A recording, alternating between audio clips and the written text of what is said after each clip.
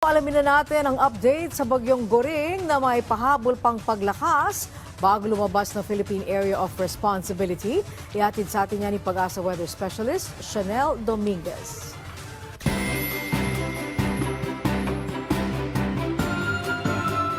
Magandang hapon po sa ating lahat. So ito pong binabantayan natin si Super Typhoon Goring ay huling namataan sa line 125 km west-southwest ng Basco, Batanes.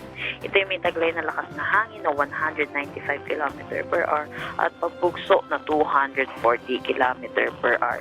Ito ay kumikilo sa direksyon ng west-northwestward sa bilis na 15 km per hour.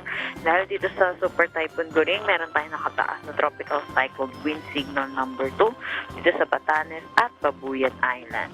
Signal number 1 naman dito sa Ilocos Norte, northern portion ng Abra, Ilocos Sur, Apayao, northern at central portion ng Cagayan.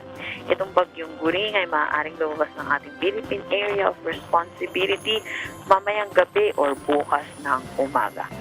Samantala, kaugnay naman ng bagyo na pinapantayan natin na nasa labas ng ating Philippine Area of Responsibility na may international na high sway ay huling namataan sa layong 1,465 km east ng extreme northern Luzon.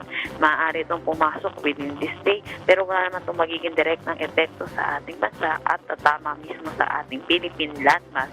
Pero ito ay mag-e-enhance ng hanging habagat kaya asahan pa rin natin na magiging maulap ang panahon lalo na dito sa Luzon. Para naman sa update sa ating mga dam, narito po ang mga detalye.